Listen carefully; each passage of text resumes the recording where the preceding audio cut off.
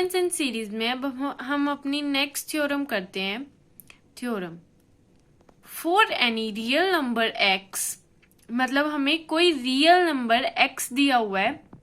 For any real number x there exist a unique integer, हमें एक unique integer मतलब एक ही इंटीजर मिलेगा, ये नहीं है बहुत सारे इंटीजर मिल जाएंगे। जेड सच दैट, कोई रियल नंबर है एक्स, हमने कोई रियल नंबर एक्स ले लिया। जेड क्या है? एक यूनिक इंटीजर, मतलब एक ही इंटीजर ऐसे मिलेगा, बहुत ज्यादा सारे इंटीजर नहीं मिलेंगे। Z less than equals to x greater than x क्या है? Less than z plus one. यहाँ पे जेड इंटीजर है, यहाँ पे जेड इंटीजर है और जेड प्लस वन भी एक इंटीजर है। अब इस थ्योरम को हम प्रैक्टिकली वे में समझते हैं कि ये कहना क्या चाह रही। देखो अब थ्योरम थी एक्स हमारे पास क्या है? एक रियल नंबर, जेड क्या है? इंटीजर, तो जेड प्लस वन भी क्या है? इंटीजर। जैसे मान लो वन क्या होता है? इंटीजर, तो वन प्लस वन करेंगे टू भी क्या होएगा? एक इंटीजर होएगा। अब हम पहले ये देखते हैं इस पार्ट को, इस वाले को, ठीक है। इसमें क्या है? z कोई इंटीजर है, वो लेस देन इक्वल्स टू है x से, मतलब z क्या बोल दिया? z को हमने इससे हमें क्या पता चलता है? z को ये क्या बना रहा है? कौन सा सेट बना रहा है? z को एक बाउंडेड अबव सेट बना रहा है जिसका अपर बाउंड x है, ठीक है। z को बना रहा है ये बाउंडेड अबव, क्योंकि ये पार्ट छोड़ दो, सिर्फ इतना देखें तो इससे हमें क्या पता है? z इंटीजर है, तो अगर z का कोई हम सेट लें तो z का सेट क्या बन जाएगा? बाउंडेड अबव सेट बन जाएगा, क्योंकि x क्या है? इसमें अपर बाउंड है। x क्या है? अपर बाउंड बना रहा है किसको? z इंटीजर के सेट को। लेकिन अगर हम ये पूरा देखें, इस पूरे को, तो हमें एक और इंटीजर ऐसा मिल जाता है। अब देखो, अब सच्ची में सोचना कि इंटीजर बाउंडेड अबव होते भी हैं या नहीं होते। z कोई इंटीजर का सेट है, इंटीजर का सेट कभी भी बाउंडेड अबव नहीं होता, इसका मतलब उसका कोई अपर बाउंड एग्जिस्ट नहीं करता। 1 2 3 अब पता नहीं अप टू इंफिनिटी तक ये आगे जाएगा, तो अपर बाउंड कैसे होएगा? अगर हम बोले 5 अपर बाउंड है सेट z का, मतलब इंटीजर का 5 अपर बाउंड है, तो 6 क्या है? 6 हमें 5 से बड़ा मिल गया, तो 5 तो अपर बाउंड रहेगा ही नहीं, तो इसीलिए इंटीजर का सेट कभी भी अपर बाउंड नहीं होता। तो अगर इतनी स्टेटमेंट देखें तो इसका मतलब क्या है? z क्या है? एक इंटीजर का सेट है जो कि अपर बाउंड है, बाउंडेड अबव सेट बन जाएगा, क्योंकि x जो है वो बड़ा दिखा रहा है z से। लेकिन अब हम आगे भी पढ़ें अगर, तो हमें एक और इंटीजर मिल गया z प्लस वन। इसका मतलब क्या है? z प्लस वन भी इंटीजर है, इसका मतलब ये बोल रहा है कि ये बाउंडेड अबव सेट नहीं है। अगर इतना देखें तो ये क्या बोल रहा है कि हम ये बाउंडेड अबव सेट नहीं है। इंटीजर का सेट क्या नहीं होता? बाउंडेड अबव नहीं होता, ठीक है। तो अब इतना तो हमें समझ आ गया। अब सिंपली हम आगे अपनी थ्योरम पे चलते हैं कि ये कहना क्या चाह रहा है। कह रहा है x रियल नंबर लो, x हमने कोई भी रियल नंबर ले लिया, x इक्वल्स टू 4.5 ले लिया, तो 4.5 हमें एक यूनिक इंटीजर मिलेगा। यूनिक मतलब एक ही इंटीजर मिलेगा। 4.5 से छोटा कौन सा है? 4 है। अगर हम कहें कि 4.5 से छोटा 3 भी होता है, तो 3 प्लस 1, अगर 3 प्लस 1 करेंगे, यहाँ पे z प्लस 1 है ना, तो 3 प्लस 1 करेंगे तो यहाँ पे 4 आ जाएगा। लेकिन 4 तो छोटा होता है ना 4.5 से, तो इसीलिए हम यूनिक कह रहे हैं, क्योंकि 4 और 5 सिर्फ यही दो इंटीजर होंगे जिनके बीच में 4.5 लाई करेगा। 4 और 5 अगर z और z प्लस 1 के थ्रू देखा जाए, क्योंकि ऐसे तो 3 भी है 4.5 से छोटा, लेकिन यहाँ पे फिर 4 लिखना पड़ेगा और वो स्टेटमेंट गलत हो जाएगी। तो इसीलिए यूनिक इंटीजर, कोई भी रियल नंबर अगर हम लेंगे तो हमें यूनिक इंटीजर्स मिलेंगे जिसके बीच में वो रियल नंबर लाई करेगा। अब नेक्स्ट एग्जाम्पल देख लेते हैं। नेक्स्ट एग्जाम्पल है हमने 3 लिया, तो 3 भी एक रियल नंबर है। तो 3 किसके, यहाँ पे देखो इक्वल टू का साइन भी है ना यहाँ पे, इसका मतलब ये इसके इक्वल भी हो सकता है, तो इक्वल हो सकता है, तो यहाँ पे 3 लिख दो। यहाँ पे 3 + 1 क्या हो जाएगा, 4 हो जाएगा। अब नेक्स्ट एग्जाम्पल लेते हैं हम। x मतलब एक रियल नंबर ले लिया हमने 7.5, तो 7.5 अगर हम लेंगे तो 7.5 किसके बीच में लाई करेगा, 7 और 8 के, तो यहाँ पे भी एक यूनिक इंटीजर मिल गया।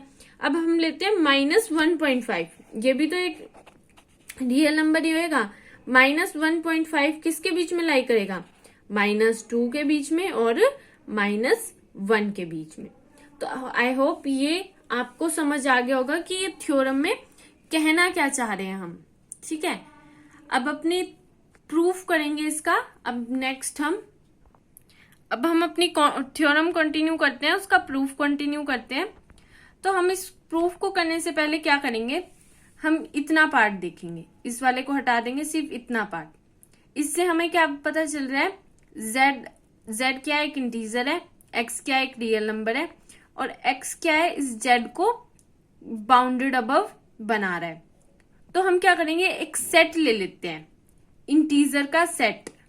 z क्या एक इंटीजर है ना, तो हम क्या करेंगे, एक इंटीजर का सेट ले लेंगे। सिर्फ इतने प्रूफ को देखना है पहले हमने, इतने पार्ट को, इस वाले को छोड़ देते हैं।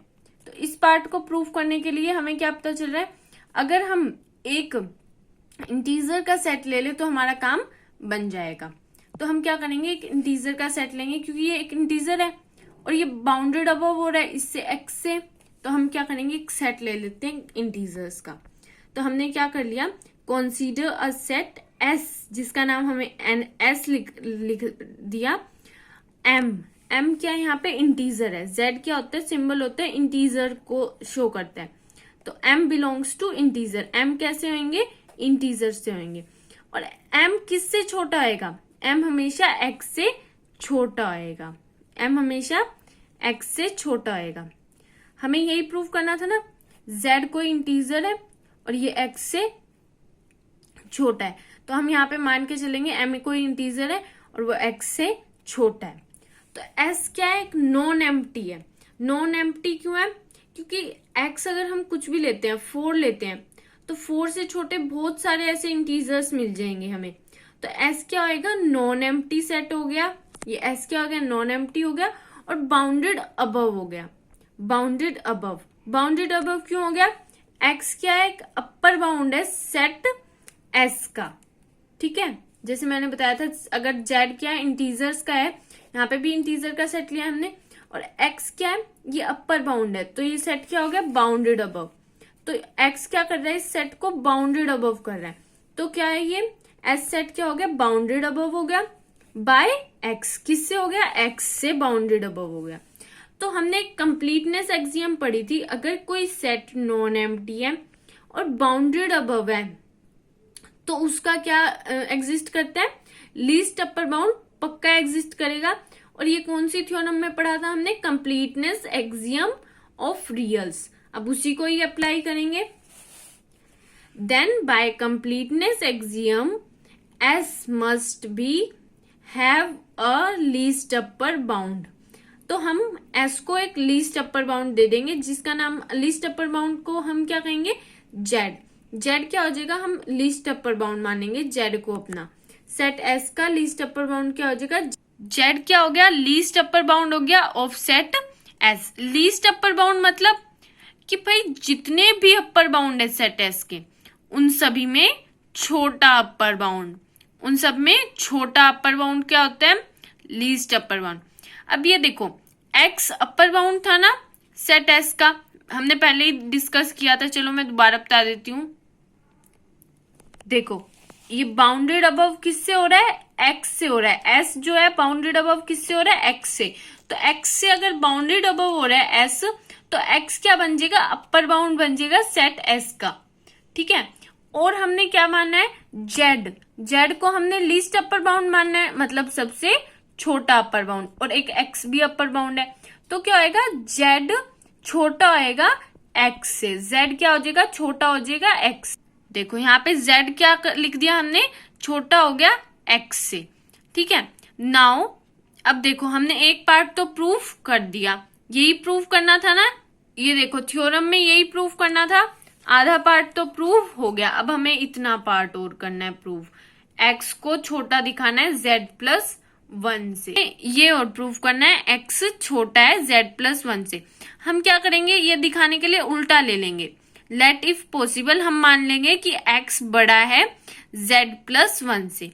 अगर x बड़ा है z+1 से तो z+1 किस में आ जाएगा, x सेट में, x सेट में आ जाएगा z+1, क्योंकि देखो हमने कंडीशन रखी थी, ये सेट S की कंडीशन थी। दोबारा देख लो एक बार कंडीशन, दोबारा देखो कंडीशन क्या थी सेट S की, कि S सेट S में वो सभी नंबर आएंगे जो कि x से क्या आएंगे, छोटे होंगे। जो भी x से छोटा आएगा वो किस में, सेट S में होएगा। तो अब हमने क्या माना, कि z+1 x से छोटा है, तो z+1 भी किस में बिलोंग कर जाएगा, S में। लेकिन जो z है वो क्या है, लीस्ट अपर बाउंड है सेट S का। लीस्ट अपर बाउंड क्या होता है कि S के जितने भी एलिमेंट है, जितने भी S में एलिमेंट प्रेजेंट है, उन सब में बड़ा होएगा z। अपर बाउंड का मतलब ये होता है। तो इसका मतलब क्या आएगा, z+1 छोटा हो जाएगा z से, लेकिन ये तो हो ही नहीं सकता।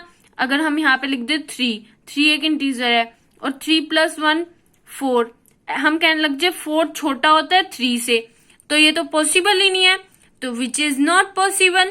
तो क्या हो गया, फ्रॉम 2 से, और फ्रॉम थर्ड से, देखो थर्ड से कि भाई ये पॉसिबल नहीं है, तो हम आगे ये नहीं मान सकते। ये हमने जो माना था ना, यहाँ पे ये माना था ना कि भाई x बड़ा है z+1 से, ये गलत माना था हमने, ये नहीं हो सकता। x छोटा होएगा z+1 से। फ्रॉम सेकंड ये है, एंड फ्रॉम थर्ड ये है। From second and third we get this, और हमारी थ्योरम क्या होगी, प्रूफ होगी।